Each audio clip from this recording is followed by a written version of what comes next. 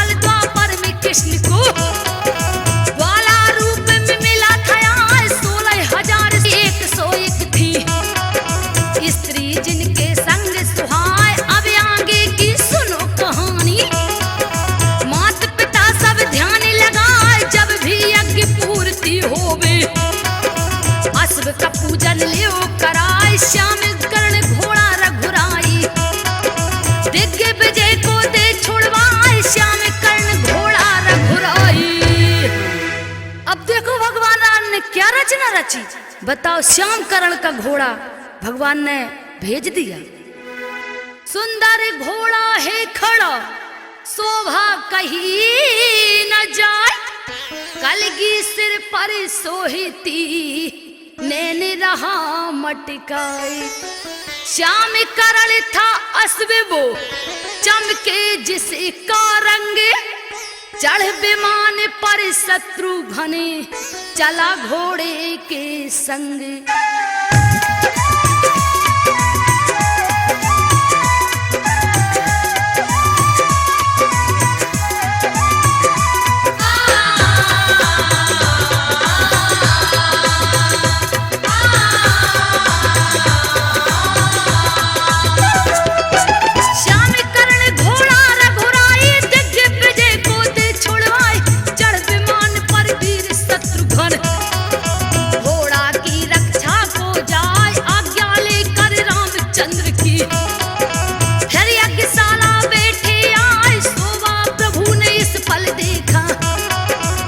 धरती पर शुरू कराए गंगा तट पर वाल्मीकि जी, सूत संस्कार करवाए लाड़ प्यार दिन दूजा देते, और मैं नहीं आनंद समाए दिन दूना सुत बढ़ने लगा, प्यारी छवि से मन का घाय दिन दूना सुत बढ़ने लगा।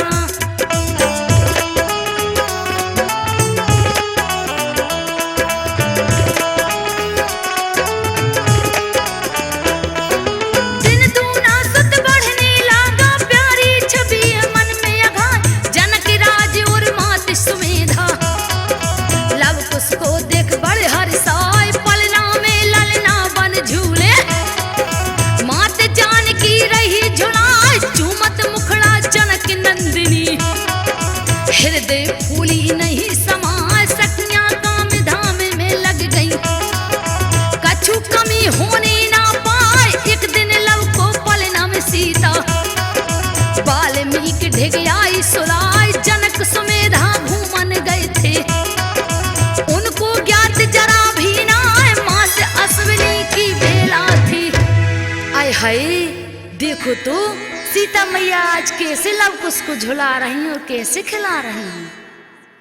घोड़े को जो भी रोकेगा उसे युद्ध अवश्य करना होगा, जो शर्त लिखी है पत्रिका में दे ध्यान उसे पढ़ना होगा।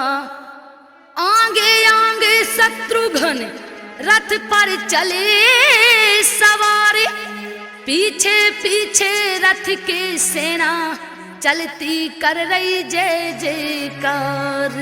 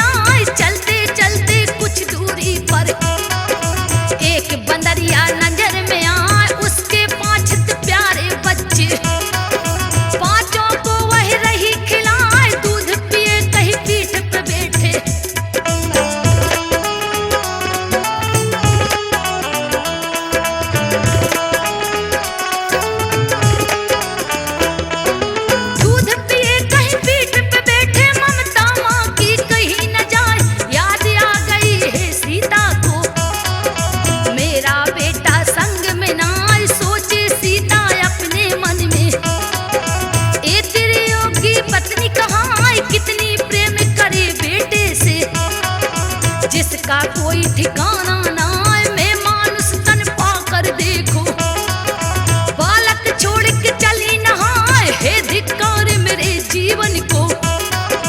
आश्रम लौटी जानकी माँ, उसी समय मुनि वाल्मीकि जी, लघु शंका करने को जाए, उसी समय मुनि वाल्मीकि जी। देखो सीता अपने मन में क्या सोचती है कि बताओ, एक पशु होकर के अपने बच्चों से इतना प्यार करती है जे, और मैं एक मनुष्य होकर के अपने बच्चों को अकेला छोड़ आई। एक दिन माता जानकी करन चली स्नान, वाल्मीकि ढिग सुला के सुत को अपन लगी मुस्काने। वाल्मीकि ने उस समय दिया न थोड़ा ध्यान, उठा कर बेटा चल दी सीता, होनी है बलवान।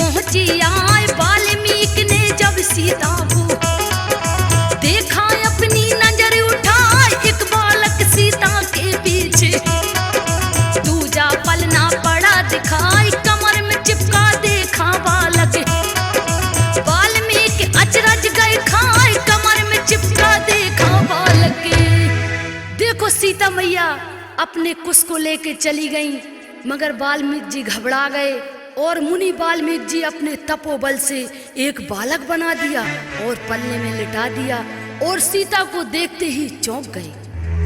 लघु शंका से लौट कर मुनि वाल्मीकि जी आए हैं, पलना में ललना नहीं दिखा, मुनि बाबा जी घबराए हैं। उसके जैसा सुंदर बेटा मुनि ज्ञानी तुरंत बनाए हैं, यह भूल हुई कि ज्ञानी दृष्टि से देख मुनि ना पाए हैं।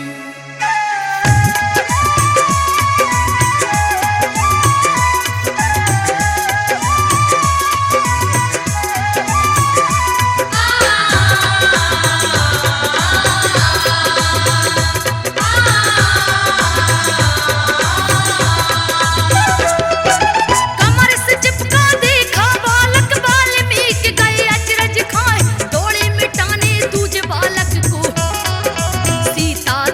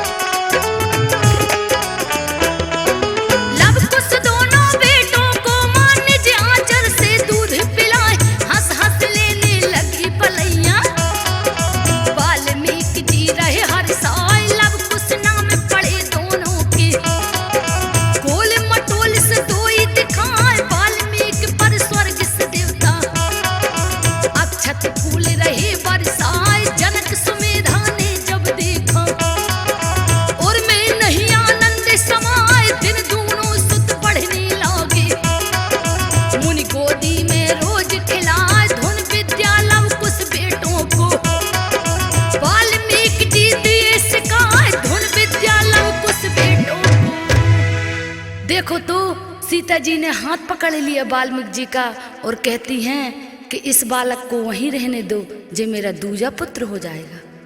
कैसी यह घटना हुई, एक से दो हुए लाले, वाल्मीकि को नहीं पता ऐसे होंगे हाले।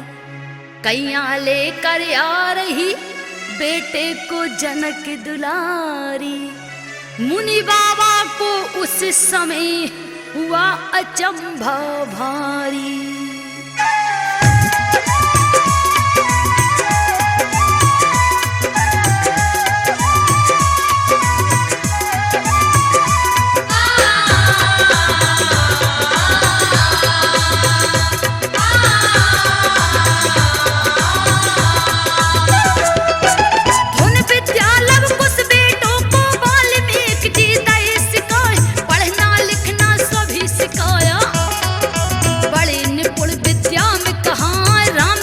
की सारी महिमा दो पुत्रों को दई सुना, जो सुख है श्री राम भजन में, ऐसा और किसी में ना। बड़े हुए कुछ लव कुश जैसे, बीड़ा सुंदर रोज बजाए राम नाम की पावन महिमा।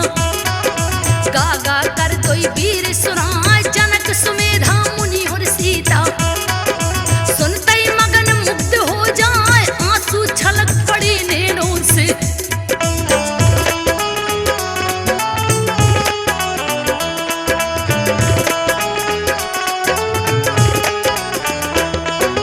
आंसू छलक पड़ी नैनों से और छाती से लय लगाए। कुछ दिन बीते तब सीता ने मुनि बाबा से कही सुना, श्रेष्ठ आप मुनियों में सबसे, मुझको कोई राह दिखाए पति को पाने के लिए मुनिवर, कोई उपाय दो बतलाए सदा रहे पुत्रों की रक्षा। हे मुनि कृपा देव बरसाए, हंसकर बोले हे मुनि ज्ञानी, बेटी सुन लो ध्यान लगा, जो उपास करोगी 9 दिन, चरण पादुका पूजो जो उपवास करोगी 9 दिन।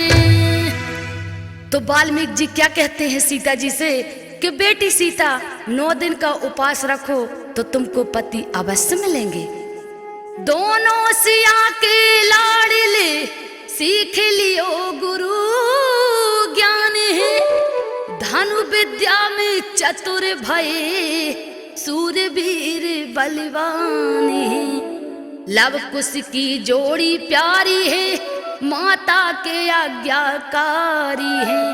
एक पुत्र को राम जानते थे, दूजे की नहीं चिन्हारी है।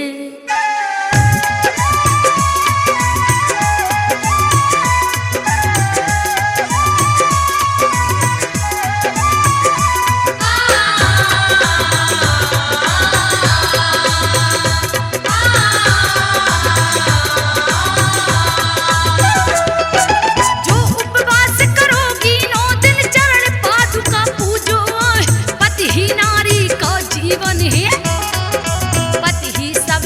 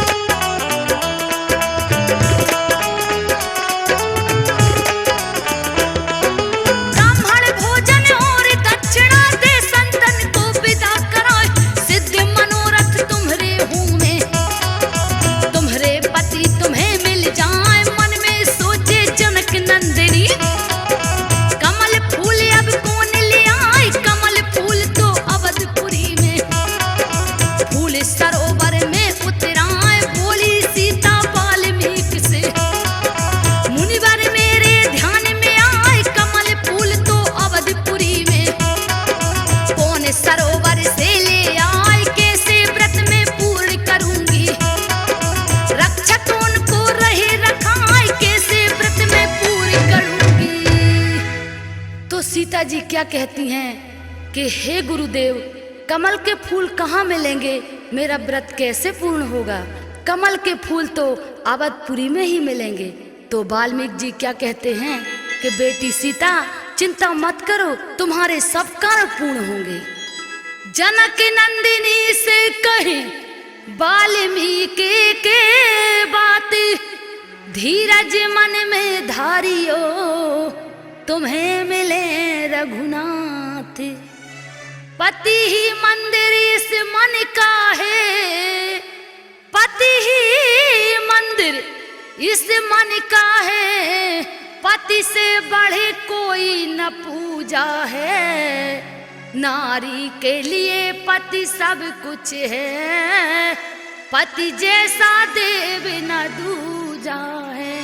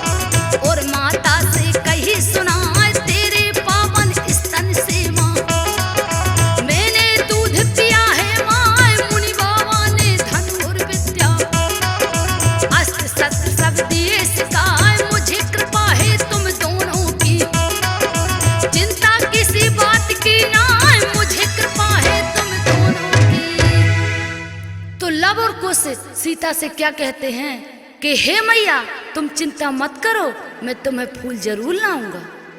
लब कहता है अपनी माता से, लब कहता है अपनी माता से, बेटा हूँ कर्तव्य दिखलाऊं।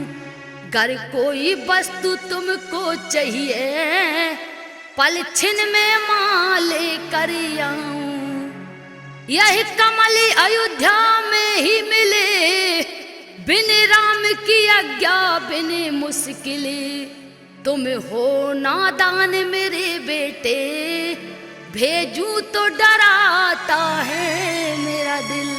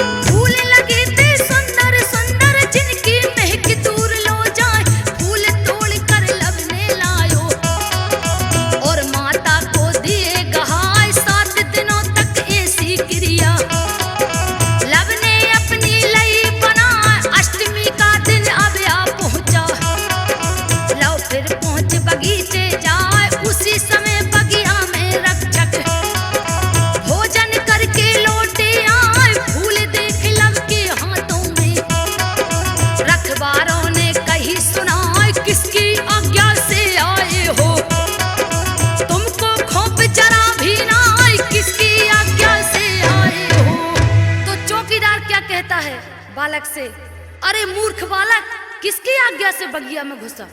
बार बार माँ से कहे लब हंस हंस के बेनी, सुन के तोतली सी बोली भर आए सिया के नैने। सावरी मूरत राम की रही नजर में झूली, लब कहता है लाऊंगा अवधपुरी से फूल। हे मैया, मैं अवधपुरी से जरूर फूल लाऊंगा।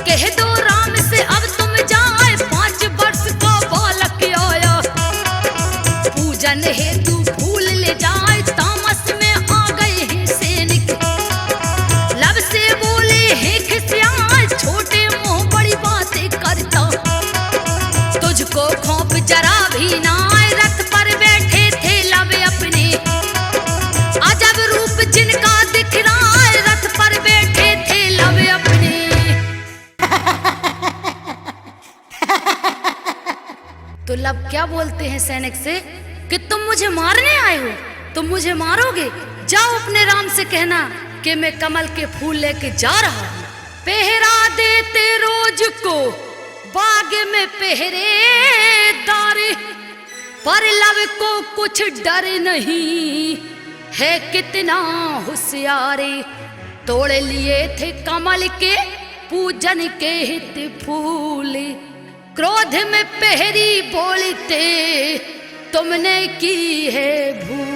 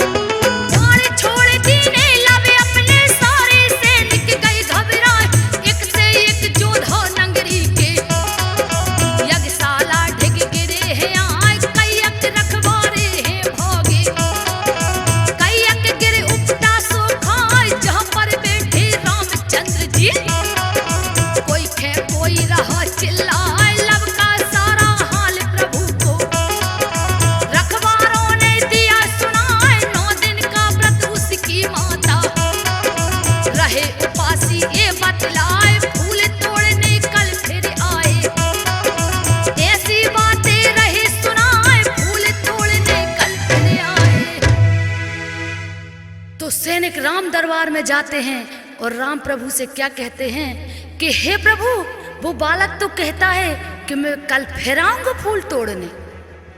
लब को जब सैनिक घेर लिए, लब को जब सैनिक घेर लिए, तब बालक लब गुस्सायो है, तरकस से बाड़े निकाली तभी रक्षों पे बाण चलायो है। बालक लब जा कहीं अजब करी करतूत, फूल तोड़ कर ले गया एक छोटा सा पूत।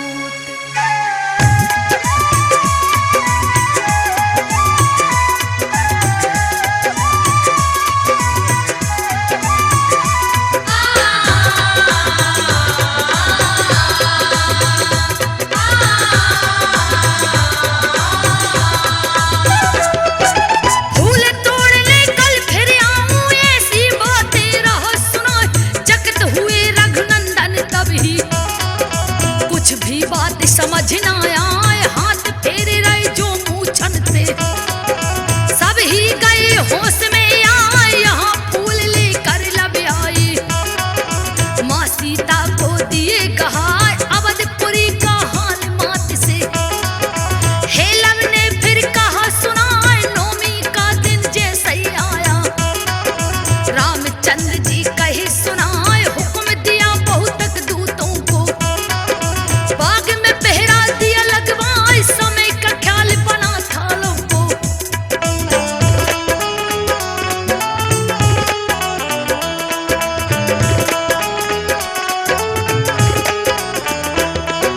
समय का ख्याल बना था लब को, रथ पर पहुंचे बाग में आए, तामस में सब रक्षक आ गए। गुस्सा भरा बदन में छाए, बोले उठे लब क्रोध में तभी, लाल लाल आंखें दिखलाए क्या तुम मुझसे लड़ने आए। कह दो अब ही राम से जाए, विजय तुम्हारी खत्म हो गई। जब सीता बन गई पठाई, कठिन वचन ले लब ने बोले, बार बार यही रहे जताए, उचित नहीं मुझे राम से लड़ना। कह देना तुम सभी सुनाए, उचित नहीं मुझे राम से लड़ना। तो लब सैनिकों से कहते हैं कि तुम जाओ और अपने राम से कहना कि जिस दिन सीता को वनवास कर दिया था उसी दिन विजय तुम्हारी खत्म हो गई थी। मुनि वाल्मीकि सब जानत थे, फिर भी बने अनजाने, मन ही मन में सोचते कृपा करें भगवान। वाल्मीकि कहने लगे दूत लौट करे जाए, लेकर अपने शिष्यों को हम पीछे फिर भी आए।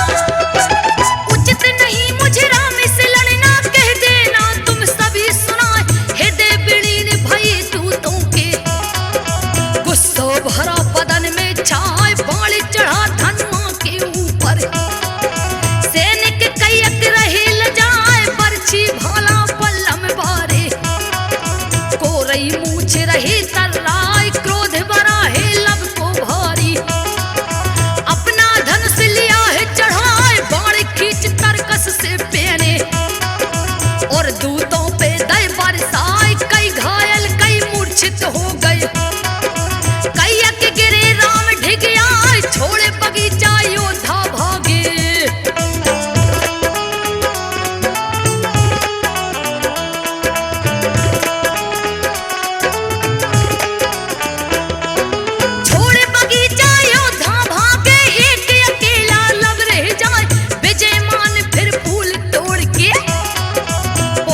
जहाँ जानकी माँ फूल देख नौमी के दिन माँ, खुशी भई है सीता माँ,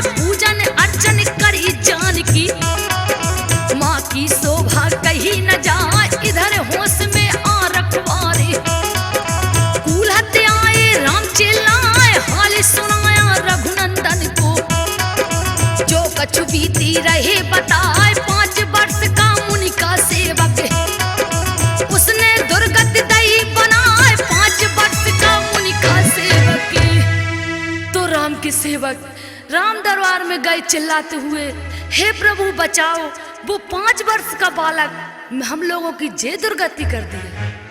कहते हैं मुनि सीता जी से, हम पास राम के जाते हैं, चिंता ना करना तुम बेटी, सब काज अभी सुलझाते हैं।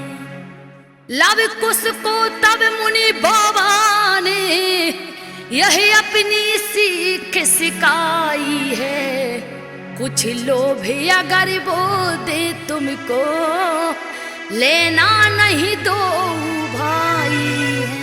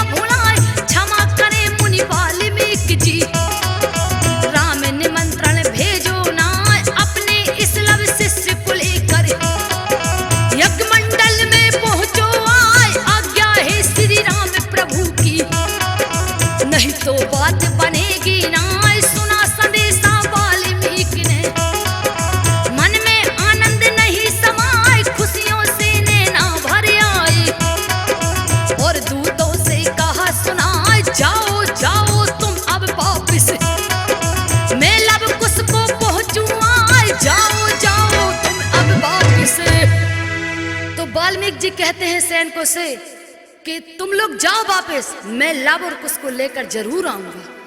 गर राम कथा सुनना चाहे, तुम्हें कथा राम को सुनवा दो, माता का बिरह दुख है लव कुशे, तुम सकल सभा में बतला दो। श्री राम प्रभु के पुत्रों ने कैसी यही कला दिखाई है, सुनो सुन करके सभी नर नारिन आंखें जल से भर आई है।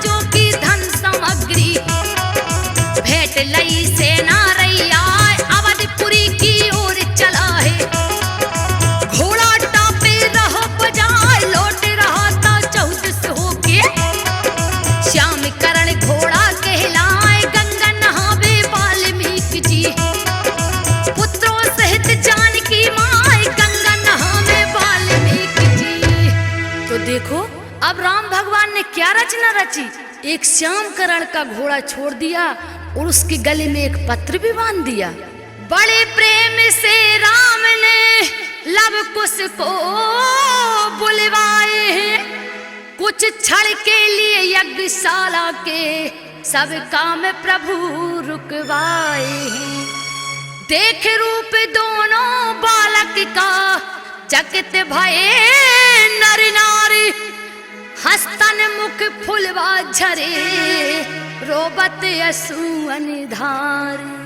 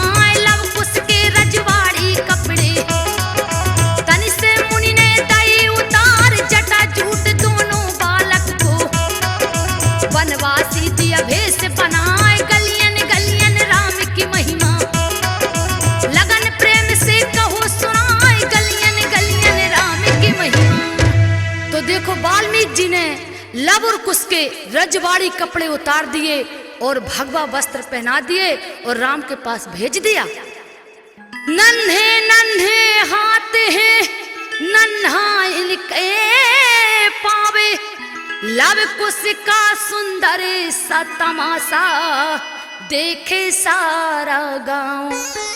मालूम नहीं है किसी को ये है किसके लाल, लव का आया उस समय राम प्रभु का ख्याल।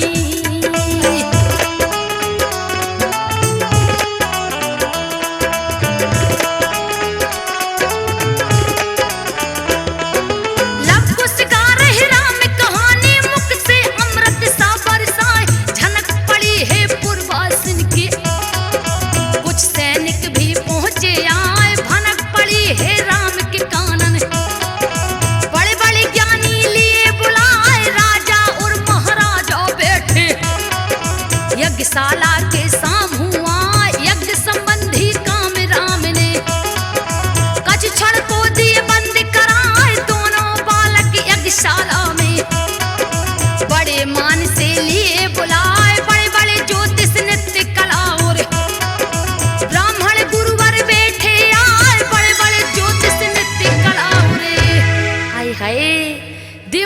लव और कुश राम की कहानी क्या गा रहे हैं और भगवान राम को क्या सुना रहे हैं, अब मैं वो आपको सुनाती हूँ। मन मुग्ध हुए सुन राम कथा, कहते हैं राम अब घर जाना, कल फिर निर्धारित समय से तुम दोनों भैया फिर से आना। अपराधी हो फिर भी तुमको मुझे दंड देते दुख होता है, जाओ जाओ अब घर जाओ, अब सूर्य अस्त होता है।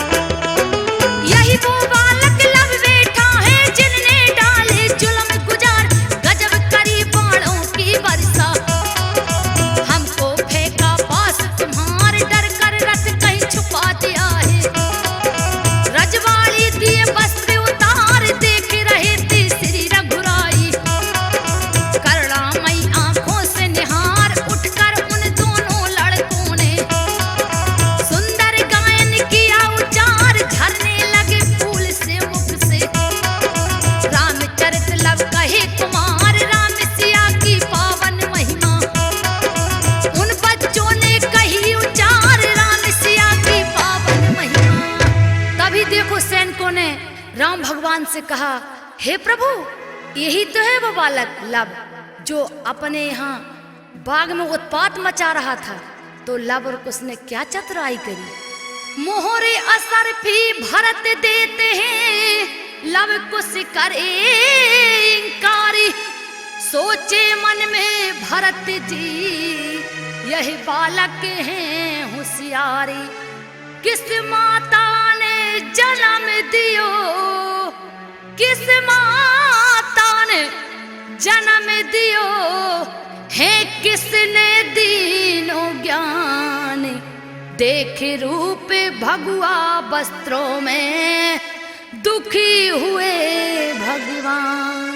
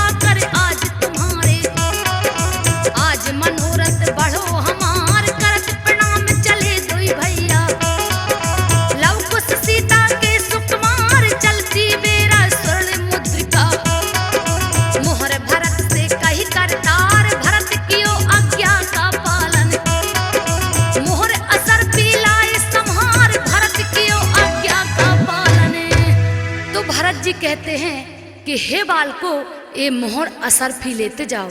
तो लव और कुश क्या कहते हैं कि नहीं, हम लोगों को कुछ नहीं चाहिए।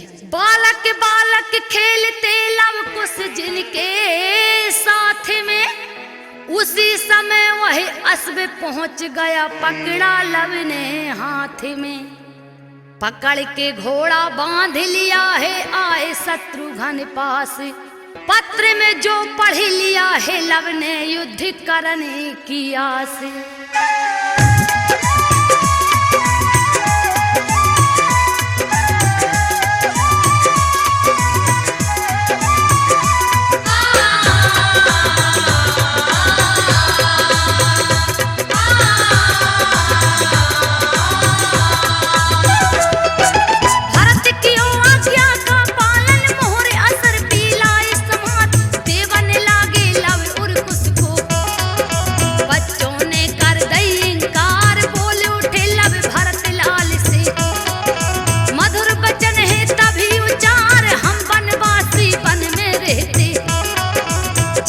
अपना रहे गुजार, फल और फूल सदा का राजन, करने वाले हैं आहार, हम नाले में मोहर असरफी।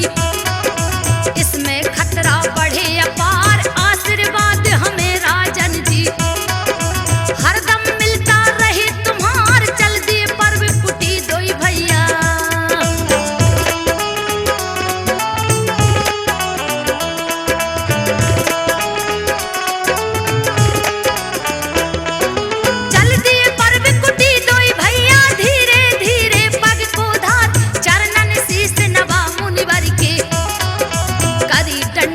बारंबार चरण छुए हैं मां सीता के, फिर सब बात कही विस्तार, राम सिया की चर्चा मैंने, बड़े जतन से कही सुधार, सुनने वाले हैरत खा गई।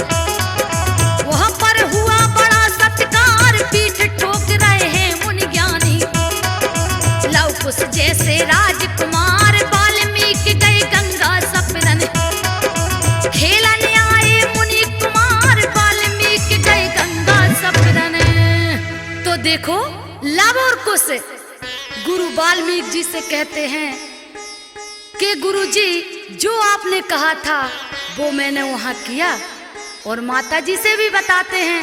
तो माता जी और गुरु वाल्मीकि जी लव और कुश के ऊपर हाथ ठोकते हैं और क्या कहते हैं कि बेटा लव और कुश तुमने बहुत अच्छा किया। तो मुनि बाबा गंगा गए, रुच रुच करे स्नान, गंगा जी में करे रहे पनवेश्वरी को ध्यान।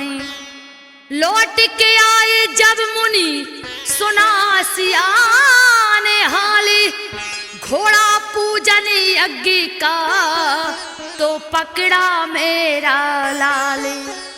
तो सीता जी मुनिवर से कहती हैं कि हे मुनिदेव, जो घोड़ा प्रभु राम ने भेजा था उसको मेरे लव और कुश ने पकड़ लिया।